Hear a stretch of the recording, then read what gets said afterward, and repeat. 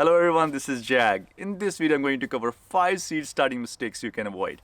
Starting seeds takes time, money, and effort. So if your germination rate is below 50%, there's a lot of time, money, and effort that is being wasted. So if you avoid these 5 seed starting mistakes, you can have over 90% germination rate, which will result in a lot of success in growing seeds. So let's get started.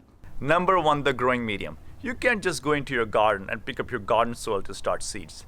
That soil is too compact and too heavy for seeds. What you need is light and fluffy soil, which is made of organic compost, worm castings, and coconut coir, and also includes perlite. The growing medium should be very fine, light, and fluffy. This is the stuff that encourages seeds to grow. Your growing medium should be capable of retaining moisture as well. I usually make my own growing medium. I make my own compost, and I have worms that make worm castings, and then I add coconut coir to my growing medium. Since we bought a farm, I've been buying seed starting soil by yards. This was 1.5 yards of seed starting soil, and I've already used half of it. Number 2, watering. You don't want to either underwater or overwater your plants. Underwatering will obviously won't help your seeds to germinate. Overwatering can also prevent your seeds from germinating. Overwatering can cause mold and it can also cause seeds to rot. This is where coconut coir comes in really handy. You can buy coconut coir in bricks and then expand the coconut coir to add to your growing medium. Coconut coir is great in retaining moisture. It's like a sponge. It absorbs excess moisture and it releases moisture as your plants need water. Water your plants evenly. Do not let your plants dry out, and do not excessively overwater your plants either. Water little and water optional. I usually water my plants at least once a day, maybe twice a day if the soil is drying out.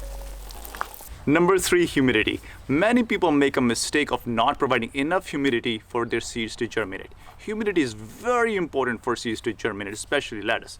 What I do is I get a tray and a dome like this one. This helps to create humidity for the seeds to germinate. What I really like to do is use a spinach container like this one. Check out how much humidity is in this container.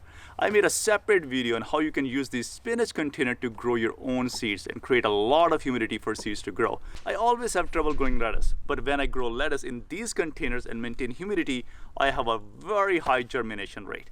After you grow plants in these containers, you can use a bulb planter to scoop up the seeds and plant in your garden. And number 4, heat and warmth. And for that, let's head on over to the greenhouse. What I have here is heat mats. These heat mats create heat for the seeds to germinate. I set my heat mat about 70 degrees Fahrenheit, and they help a lot in germinating seeds, especially when the temperature outside is 50 or 40 degrees Fahrenheit, or sometimes even freezing. These heat mats do wonder in providing heat and maintaining the temperature, which helps greatly in germinating seeds.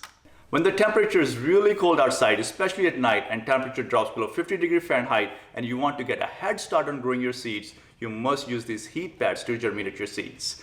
I have been using these heat mats because the temperature outside had been in 40s and even 30s at night. So these are providing heat for the seeds to germinate, and all of these seeds are germinating slowly.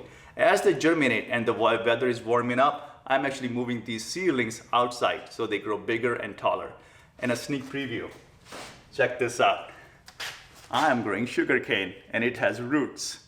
Check it out. This video is going to be coming up soon too. And number 5, light, which is one of the most important factors in growing seeds. You can actually use grow lights indoors to germinate your seeds. However, that consumes a lot of electricity, way more than heat mats. Using grow lights consumes much more wattage than heat mats. So what I do is I take my seeds outside during the day and bring them inside. So to show you the process, let's go outside. Well, the seedlings don't need light to germinate. They don't need light to pop out of the seed. However, when the seedlings become about 1 to 2 inch tall, that's when they need light. If you don't provide enough light to your seedlings, the seedlings will become really leggy and very weak. What I do is I take my seedlings outside and I put them on a shelf like this. This is a movable shelf. It has wheels on the bottom. So I can move this inside because it's very sunny here in California during the day. However, at night, temperature drops to about 36 degrees Fahrenheit, even in February. So this is very convenient. Lots of trays stacked on this shelf, and I can move them inside just with one push, and that saves me a lot of time. This setup is really convenient. When it gets darker at night, I just move the entire shelf indoors. A bonus tip, if your seedlings are becoming way too leggy and way too weak, you can actually add a fan to provide air to your seedlings, which will make them strong. However, if you keep seedlings outside like me, there's a lot of wind that actually keeps them very strong and keep them right on their toes. The wind helps the seedlings to become strong. Look at all of these seedlings are moving in the wind, and that makes their stem really strong. I really like to keep the seedlings outside during the day because this helps to make the seedlings used to the environment they will be in when we plant them in the ground. I really hope you enjoyed this video, and I hope you can avoid all of these mistakes to grow really healthy seedlings like these to start your garden. And I'll see you in another video.